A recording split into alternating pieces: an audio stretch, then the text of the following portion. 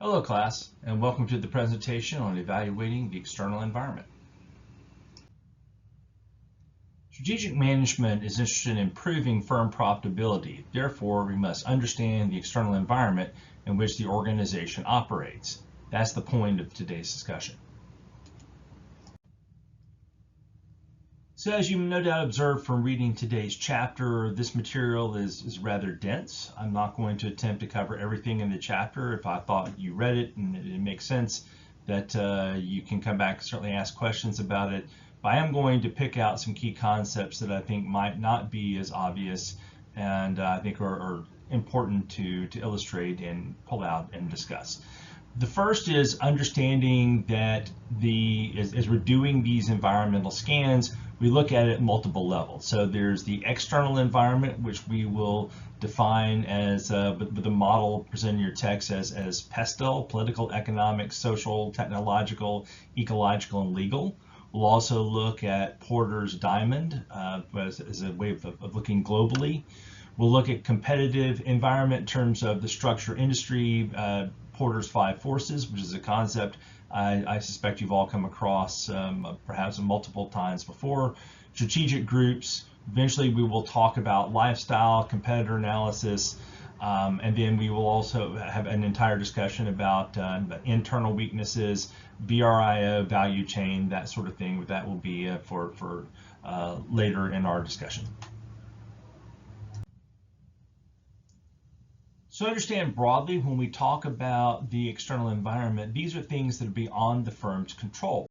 You might influence, and certainly if you're in a very large organization, you might exert a lot of influence, for example, on the political environment. But for most organizations, certainly most firms, this is not going to be, these are not elements that you have control of, but you need to evaluate, factor in, see what changes are coming and how they might affect your firm operation. There's, PESTEL, we talked about, which is political, economic, sociocultural and demographic, technological, environmental/ecological, and legal.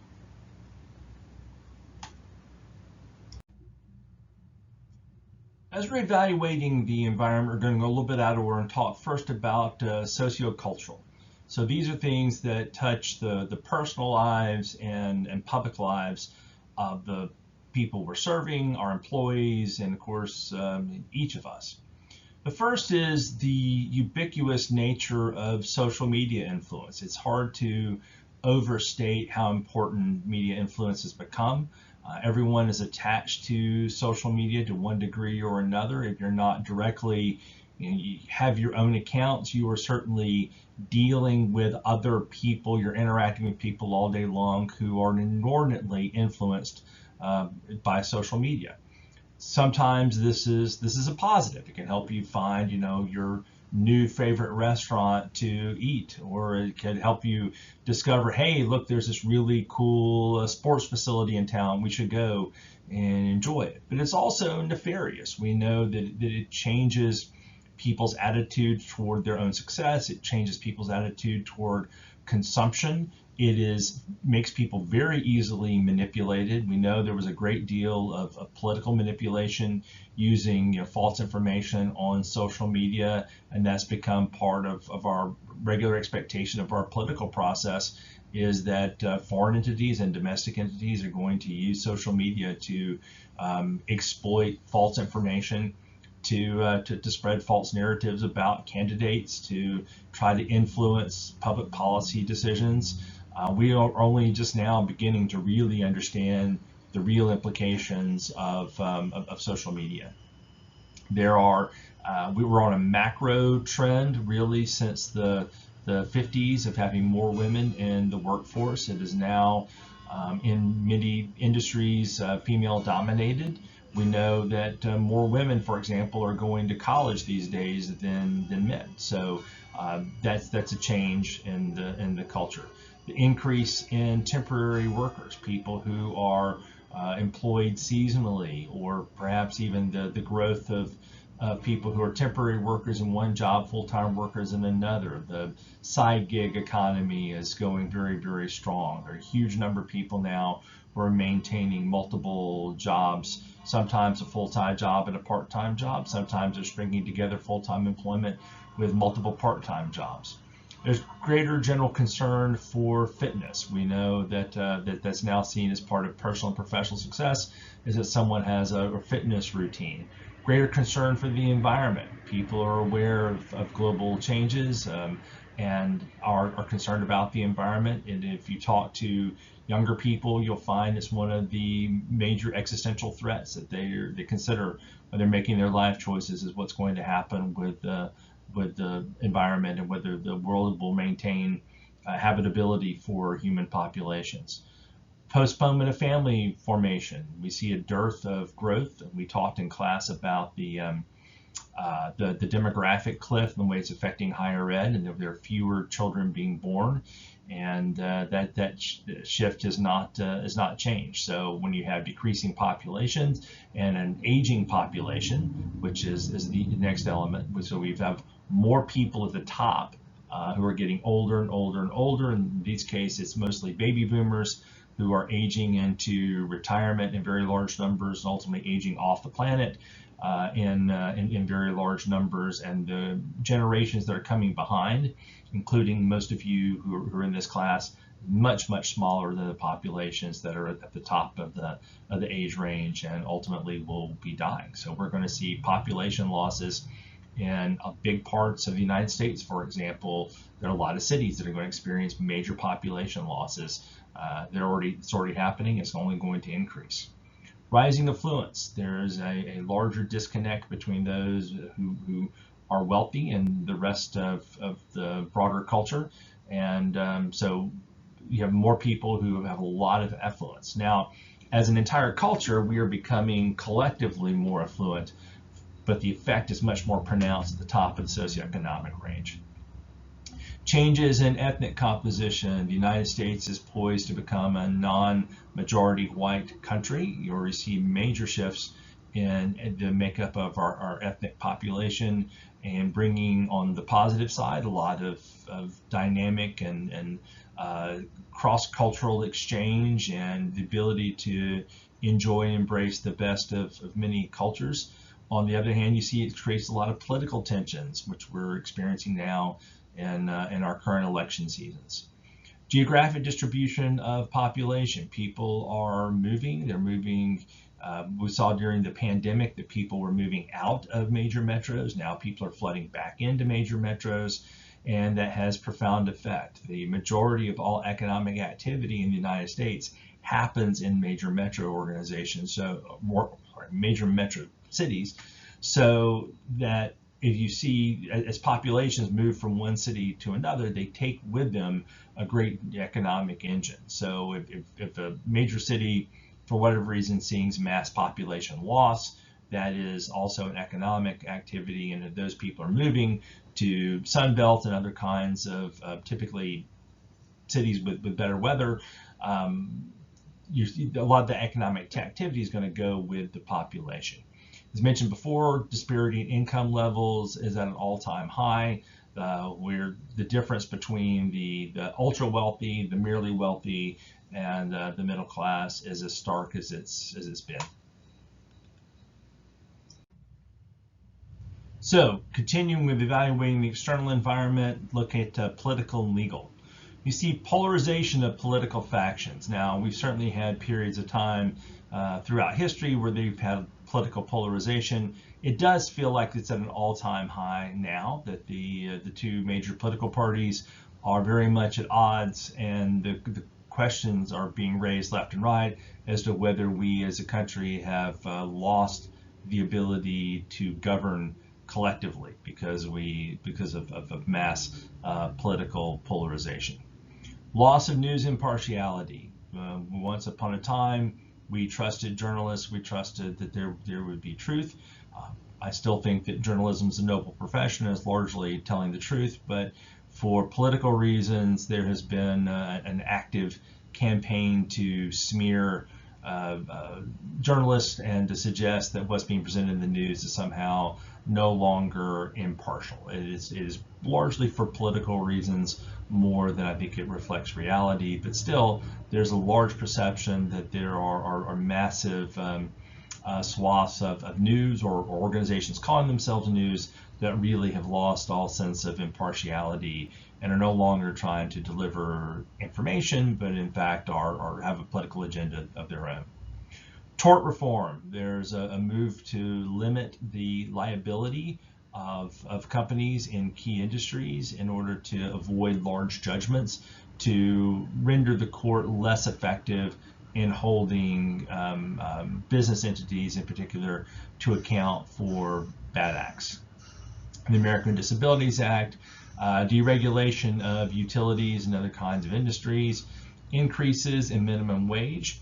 There's talk of doing this at the federal level, but there's been quite a bit of action in individual states or cities setting their own minimum wages higher, and the movement toward advocating for a living wage, which simply means that having a minimum wage that someone really could afford to support themselves on.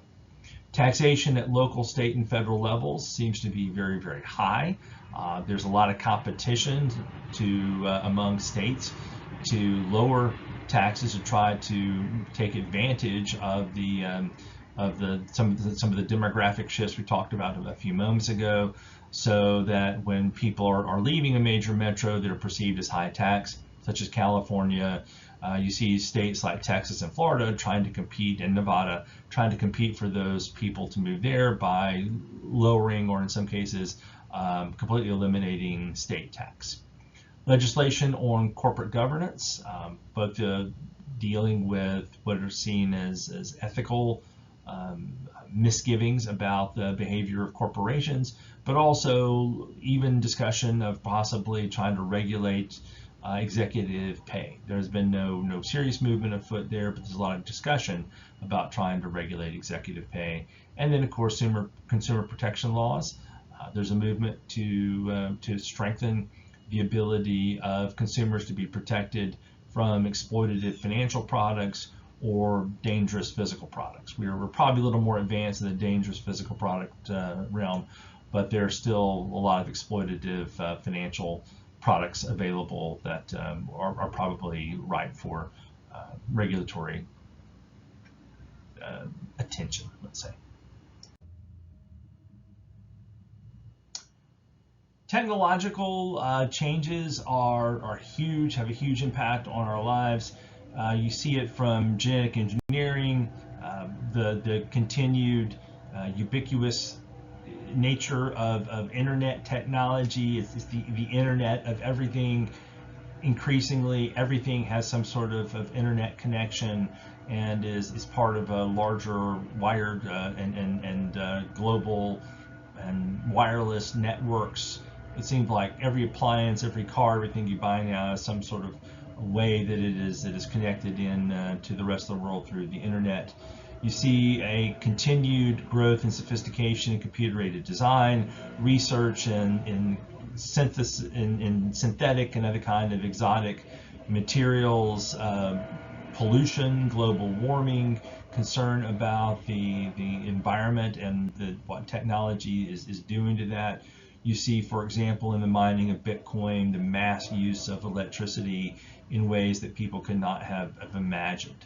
The miniaturization of technology, again, adding to the Internet of Everything, where every single item, no matter how small, has a technological component.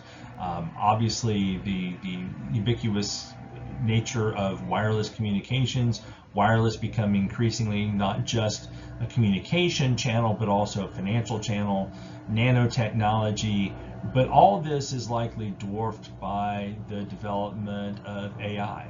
AI is poised likely to be the force of our time. It is at best a force multiplier. It allows someone to work more efficiently. It is at its most concerning, perhaps a threat.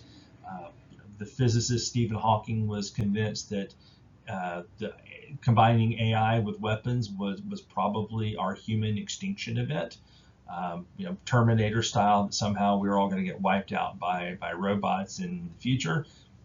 Could happen. It's not really my area, but certainly we see in the area of business that a lot of functions are going to be taken over by AI, What we don't know yet is to what degree functionaries' jobs will be taken over by AI. That is, are you going to lose your job to AI, or are you going to lose your job to a human who's learned to become much more efficient than you are with AI? Either way, it's a skill set that I think everyone needs and is deserving perhaps of all the attention that it's receiving right now.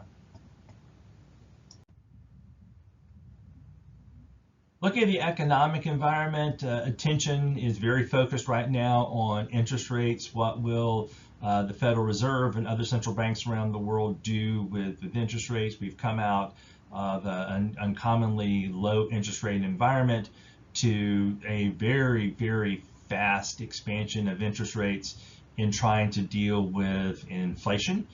And the expectation now that inflation seems to be largely tamed was always among the developed economy, among the G7. U.S. Inflation was lower than the rest of the world, and we did react very, very strongly, the U.S. Federal Reserve, with increasing rates very quickly with very big jumps. The sense is now that we could expect in the coming months a rate cut, but it's likely that the rate cuts are going to come in smaller increments and much slower than the buildup. So going back to these very large rate changes is probably not something we're going to see in the very near future. Unemployment and the talent crunch, no matter what the Federal Reserve is trying to achieve with interest rates, is to try to slow down employment. They would like to paradoxically increase unemployment, and they've been only marginally successful in slowing it but not stopping it. We are still a job producing juggernaut in the US, and employment is very high, unemployment is low, and in fact we are still experiencing profound talent crunches in a lot of fields. So if you're someone with a technical talent right now, your ability to command a premium salary is very, very high, and there's no indication that's likely to change. And as we talked earlier about the aging baby boomer population aging into retirement and ultimately off of the planet, and that's only going to increase. There's simply not enough people coming behind. So if you are coming behind and you have any kind of technical talent, the world is your oyster. You're gonna be able to write your ticket in terms of employment opportunities. Consumer price index, we have been very concerned about inflation, core inflation in particular. We see that in food prices and in housing in a very pronounced effect. Again, that is what's driving the interest rate issue. We have slowed inflation. We are still, compared to very recent history, our inflation is high compared to having to pan out and look on the longer history. Inflation right now is really not necessarily that incredibly high. Trends in GDP, there's been constant predictions of a recession, and we have had some parts of the world go into brief recession. The United States is not, at least not technically. And so the GDP, we're experiencing actually really good GDP growth right now. Changes in stock market valuations. We've seen major indices such as the S&P grow very, very quickly. There is concern that the S&P is being overly influenced by the so-called Magnificent Seven, that there are 7 technology-driven and technology-enabled companies that have provided. I think right now those companies are representing 30% of the capital cap rate in the S&P 500, and are they overweighted relative to their real value? If one of those starts to go bad, is that going to affect the entire indice? Stock market values are up a lot. The stock market has been very hot for the last several years, and you never have a crystal ball, but it looks like it's probably going to be fairly valuable for the foreseeable future. But the future is not guaranteed anyway.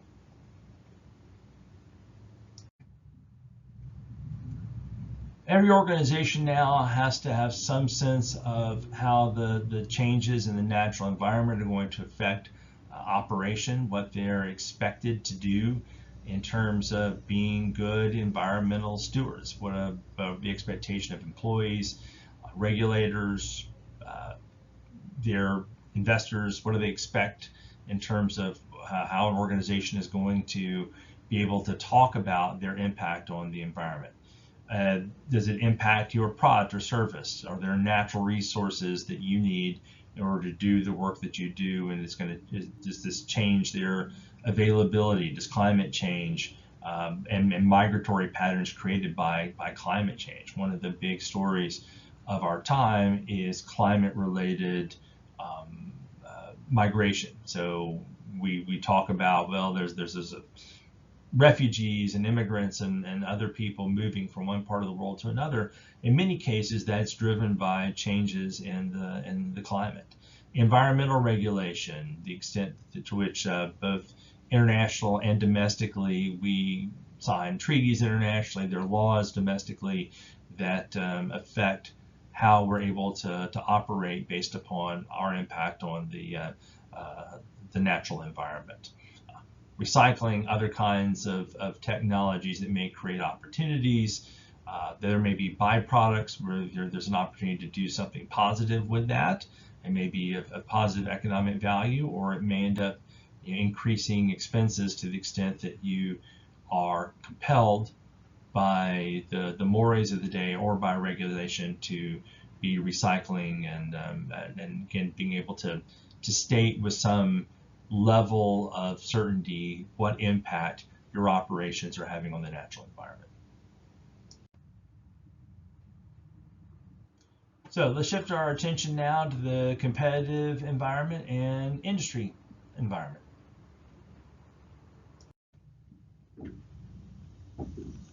It's entirely possible you've come across this model before, the Michael Porter model. This is where it looks at rivalry, threats of new entrants, powers of suppliers, the power of customers, and the threat of substitutes, that is, other products coming in to seize part of the same market.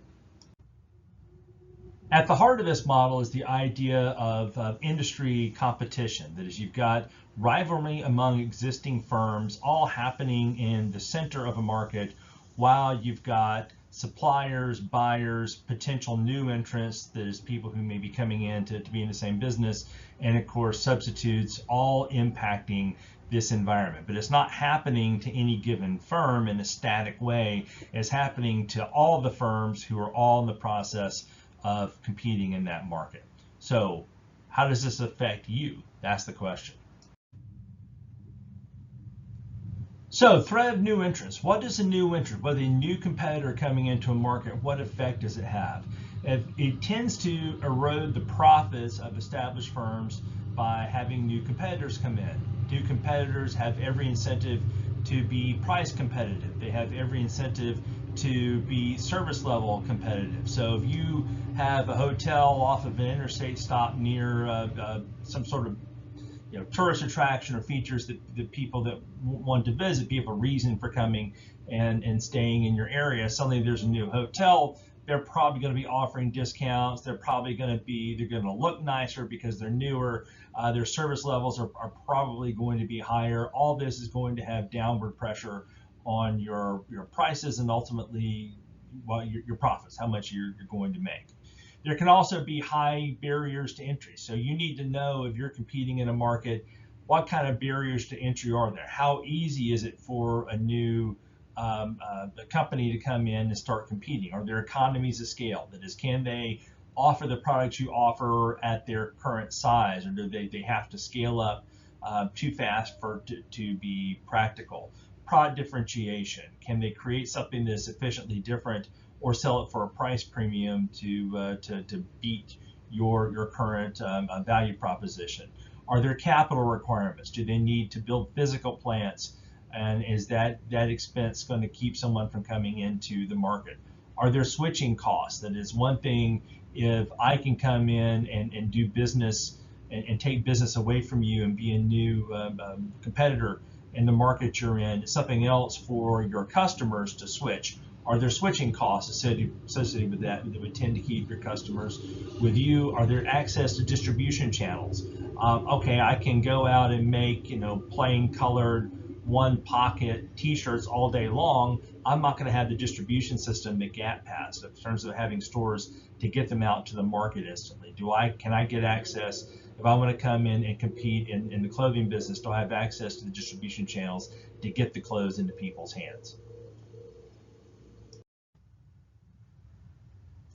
So, fair question. What is the bargaining power of buyers? Buyers can threaten an industry. They can force prices down. If I'm a major buyer, like I'm a Walmart, for example, and you're selling some sort of consumer goods, the opportunity to be in Walmart, same thing with Amazon, the opportunity to sell your product on Amazon is going to put enormous power in the hands of them as a buyer, as Walmart as a buyer. So they can bargain for higher quality, more services, force prices down in a major way, and ultimately play competitors against each other, because that if I come and ask you for a price break on something I want to sell, I'm Walmart, I want to sell your product in my store, and I say, well, I want to sell your product, but I'm only going to do it if you lower the price to something very much lower than you're comfortable with. But if you don't do it, somebody will. And so there's an enormous, if you have large buyers, significant buyers, especially industrial buyers, it can have an enormous impact on threatening an industry and on the competitive nature of an industry. Suppliers can exert enormous power and threat into an industry by raising prices, reducing the quality of goods and services they make available. If it's especially suppliers of natural resources, and if you are in the business of making a food product and you need a very large supply of some sort of plant, if I have control over a large number of those plants, I can raise prices, I can exert a price premium. There are lots of things I can do that may be threatening to your competitive position.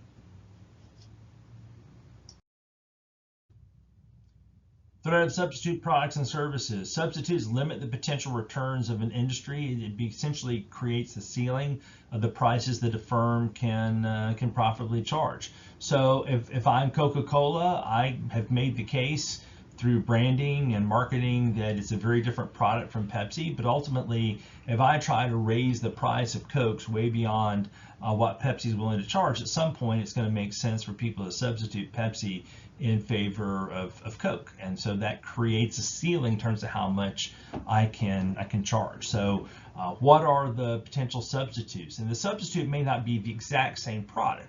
At some point, if I'm offering lawn services, I'm cutting your grass and I'm doing that for a fee, at some point, if the price of lawnmowers gets lower and lower, it may make perfect sense for you to take that on yourself. So sometimes the price of a product, in this case the lawnmower, may affect the price premium that a lawn service is able to charge. Because at some point, it's just going to make economic sense for someone to buy a lawnmower and cut the grass themselves.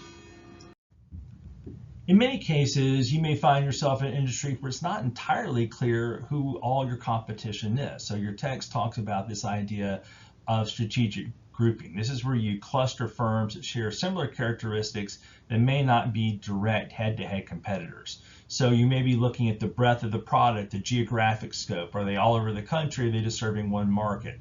The price-quality trade-off, the degree of vertical integration, to what degree do they own both the supplier and the distribution, and ultimately the types of distribution systems. So if I'm selling through retail stores and you're selling online, we may be partial competitors, but not exact competitors. So how do you do this? How do you group these kinds of firms together to know exactly who it is you're competing with? So the text offers this example of the restaurant industry, looking at perceived quality, high, low, and breadth of menu, low to high. So you may, if you to some degree, if you're Cracker Barrel, you are in competition with every other restaurant in existence. But another way of looking at it is, what are other restaurants that share your high breadth of menu and quality? And Denny's is the one that that these authors, Kendra Gray, this is taken from a published article. This is interesting the way this is laid out. Same way, if you are Quiznos, you may have a low breadth of menu, but relatively high quality. Who are you competing with? Well, on one hand, you're competing with Burger King and McDonald's and Popeyes and Pizza Hut, but your probably more direct competitor is someone else that has a similar perception of the same quality. In this case, they're suggesting that Subway or Jimmy John may be your logical competitor. So it concludes this presentation on evaluating the external environment. Again, I encourage you, I assume you read the chapter before this, I encourage you to go back and maybe skim the chapter again, and then at your convenience before the due date, please complete the chapter quiz. Thank you.